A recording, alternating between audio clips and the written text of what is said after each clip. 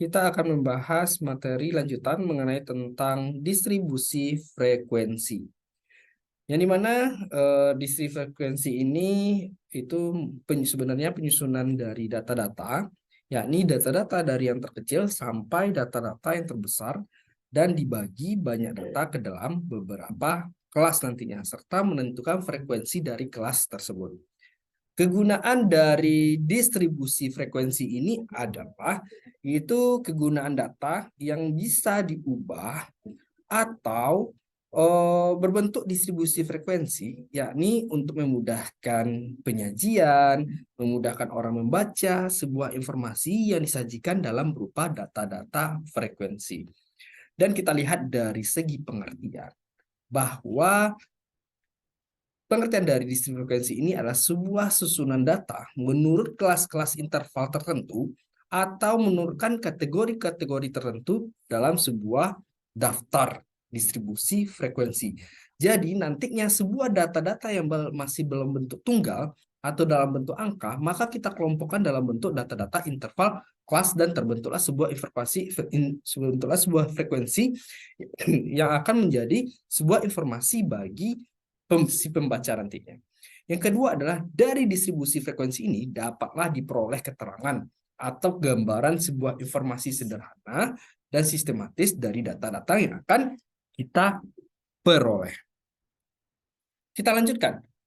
Materi dari bagian-bagian distribusi frekuensi ini adalah, atau cakupan dari distribusi frekuensi ini adalah yang pertama, penentuan kelas-kelas. Yang kedua, penentuan dari batas kelas. Yang ketiga, tepi kelas. Yang keempat, titik tengah kelas. Yang kelima, interval kelas. Dan yang keenam, panjang interval kelas atau kelas. Yang terakhir adalah frekuensi kelas yang menjadi informasi nantinya dari sebuah data atau dari sebuah kelas. Jadi frekuensi kelas ini itu akhirnya adalah sebuah frekuensi yang berupa informasi kepada si pembaca nantinya. Di sini kita lihat sebuah contoh dari distribusi frekuensi. Sebenarnya ini adalah contoh frekuensi yang sudah jadi. Dan nanti kita pada slide berikutnya akan mempelajari bagaimana membentuk sebuah kelas seperti ini. Bagaimana kita akan menentukan sebuah frekuensi seperti ini. Ini adalah contoh yang sudah jadi.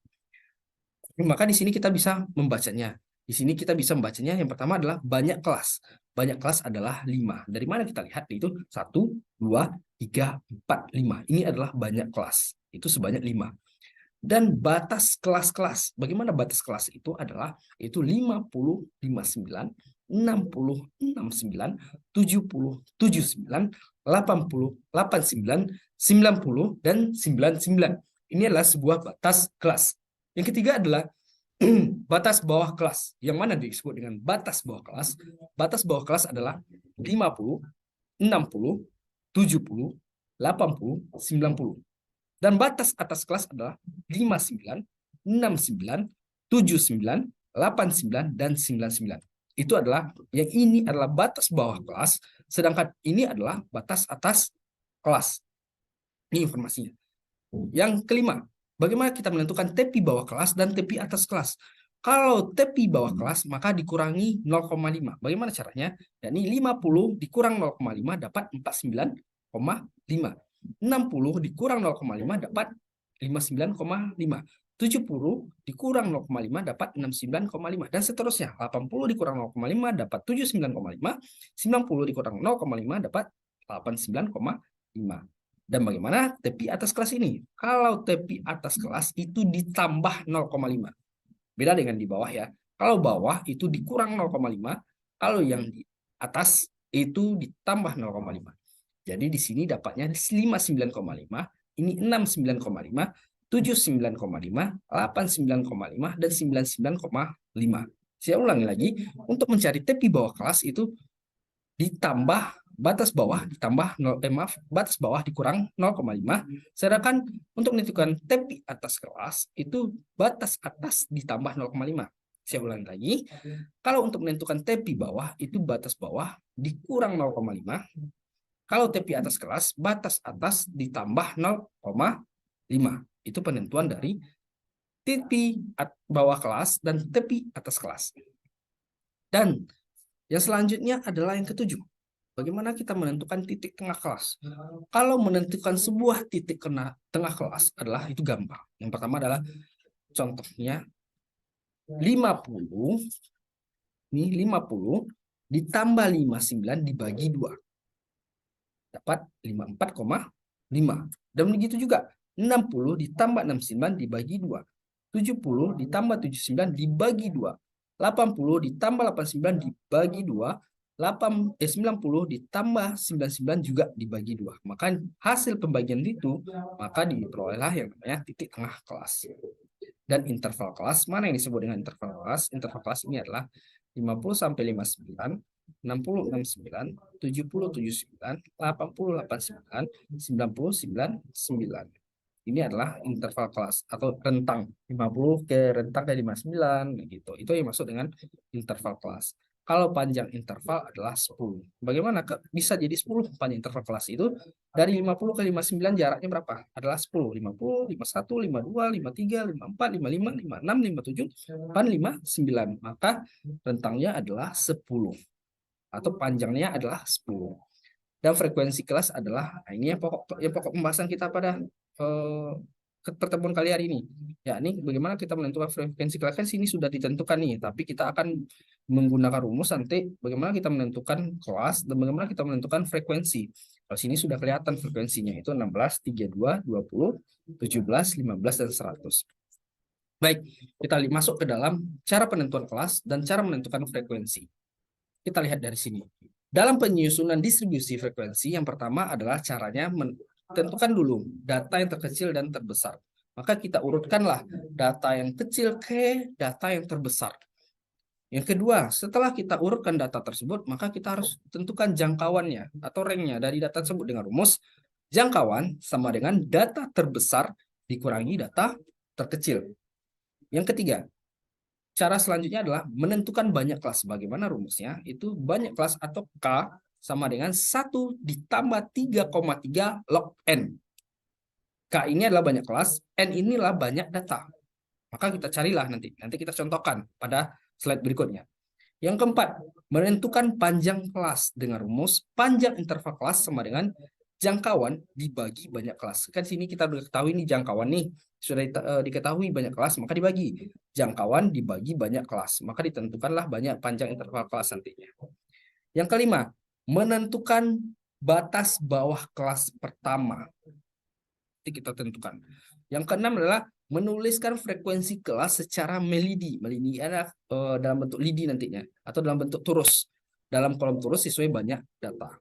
Supaya mudah dipahami, maka kita lakukan dengan sebuah contoh. Ini sebuah contoh soal dari hasil pengukuran diameter pipa-pipa yang dibuat oleh sebuah mesin dalam milimeter terdekat, diperolehlah data berikut. Dari data yang disajikan adalah data yang belum berurut, masih bercampur. Maka tugas kita yang pertama adalah mengurutkan data yang terkecil ke data yang terbesar. Maka kita urutkanlah seperti ini. Ini 65, 66, 67, 68, dan 10, 70 kan banyak datanya. Maka kita urutkan juga 70, 70, 70, 71. Jangan sampai hilang. Walaupun 70 ada banyak, jangan sampai hilang. Maka kita urutkan aja.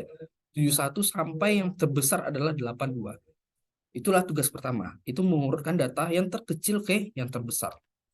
Yang kedua, menentukan jangkauan.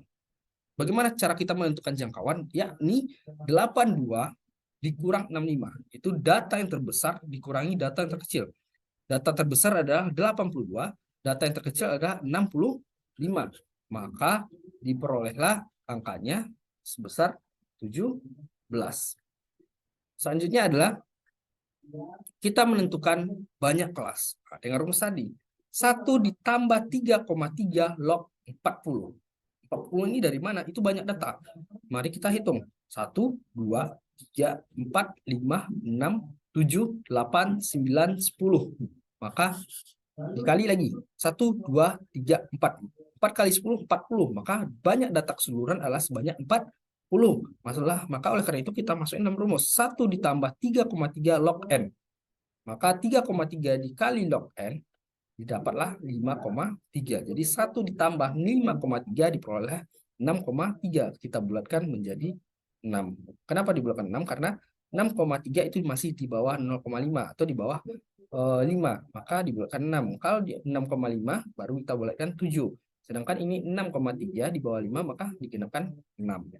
Itu adalah cara yang teknik step by step yang ketiga. Yang keempat, selanjutnya kita tentukan panjang interval kelas. Bagaimana kita menentukan panjang interval kelas?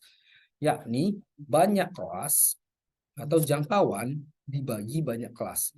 Jangkauan kita tadi peroleh 17, banyak kelas kita dibagi 6. Ini banyak kelas kita berjumlah 6 dan jangkauan kita 17. Bagaimana kita mencarinya? Yakni 17 dibagi 6 sama dengan 2,8, kita bulatkan menjadi 3. Itu adalah cara yang keempat. Dan yang teknik atau step yang kelima ini menentukan batas kelas interval pertama. Yakni kita melihat dulu angka yang terkecil. Yang terkecil kita tadi berapa? 65. Nih, 65. Maka kita gunakan teknik yang pertama. 65 ditambah 3 sama dengan 68 dikurangi 1, ini rumus ya, dikurangi 1 sama dengan 67. Maka urutan kedua adalah 68. Kan di sini 65 tambah 3 ini 68. Maka 68 ini turun ke bawah. Maka 68 tambah 3 sama dengan 71. Dikurangi 1 menjadi 70. Maka 71 ini turun lagi. 71 ditambah 3, maaf, 3 ini dapat di sini ya, panjang interval kelas ya. Jadi 71 ditambah 3 sama dengan 74. Dikurangi 1 menjadi 73. Jadi 74-nya turun. 74 ditambah 3 sama dengan 77. Dikurangi 1 sama dengan 76. Dan selanjutnya 77 turun. 77 ditambah 3 sama dengan 80. Dikurangi 1 sama dengan 79. Dan 80 turun. Itu 80 tambah 33 sama dengan 83 dikurangi 1, 82. Itu adalah step dalam penentuan batas kelas interval. Kenapa sampai 80? Karena banyak kelas kita kan tadi 6. Maka cukup sampai 6. Itu 1. Kita lihat di sini. 1, 2, 3, 4, 5, 6. Cukup banyak kelas kita ditentukan tadi 6. Maka sampai disitulah untuk menentukan panjang interval kelas itu sebesar 67, 70, 73, 76, 79, dan 82. Inilah panjang interval kelas. Cara menentukan masuknya diameter nanti adalah atau menyajikan sebuah tabel, yakni dilihat dari slide berikutnya. Di sini adalah penentuan dari tabel frekuensi. Kita lihat kita bahas satu persatu, yaitu penentuan diameter. Bagaimana kita menentukan sebuah diameter? Yakni kita lihat dari sini. Nah, di sini angka awal pertama adalah 65 dan interval kelas adalah 67. Maka kita pindahkan 65 sampai 67. 68 sampai 70. 68 sampai 70 dan 71 sampai 73, 71 sampai 73. Kita lihat di sini. Maaf, 71 sampai 73 dan 74 sampai 76, 74 sampai 76, dan kita lihat lagi 77 sampai 79, 77 sampai 79, dan 80 sampai 82. 80 sampai 82. Ini adalah kelas kita sebanyak 6. 1, 2, 3, 4, 5, 6. Ini adalah kelas. Ini diameter kita adalah kelas sebanyak 6. Selanjutnya untuk menentukan frekuensi. Cara menentukan frekuensi kita gunakan tabel turus. Boleh kita gunakan tabel turus, boleh kita langsung frekuensi. Maka coba kita gunakan dari tabel turus seperti ini. Bagaimana kita menghitung frekuensi ini adalah kita lihat berapa panjang interval dari 65 ke 67 atau jarak dari 65 ke 67. Kita lihat dari mana kita dapat 3 ini atau turus 1, 2, 3 ini. Dari mana kita peroleh? Itu dari data yang sudah kita urutkan tadi. Ini data yang sudah kita urut tadi. Itu kita lihat 65 sampai 67. 1, 2, 3. Dapatlah 3. 1, 2, 3. Itu jarak antara 5, 6, 7 adalah 3. Maka dapatlah frekuensinya 3. Yang kedua, 68 ke 70. Kita lihat. 68, 1, 2, 3, 4, 5, 6. Maka didapatlah frekuensinya 6. 1, 2, 3, 4, 5, 6. Maka diperoleh frekuensi 6. 71 ke 73. 1, 2, 3, 4, 5, 6, 7, 8, 9, 10, 11, 12. Maka dapatlah frekuensinya sebanyak 12. Dan garis turusnya juga 12. Maka 74 ke 76. 74 ke 76.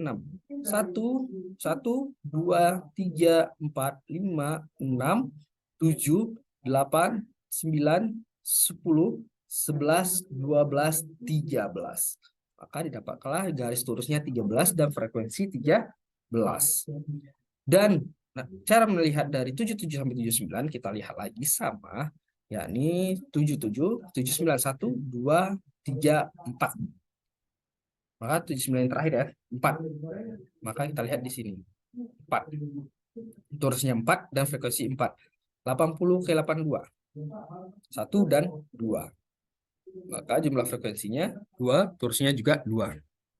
Bagaimana kita melihat apakah frekuensi kita benar perhitungannya atau salah? Maka kita lihat dari jumlah frekuensi.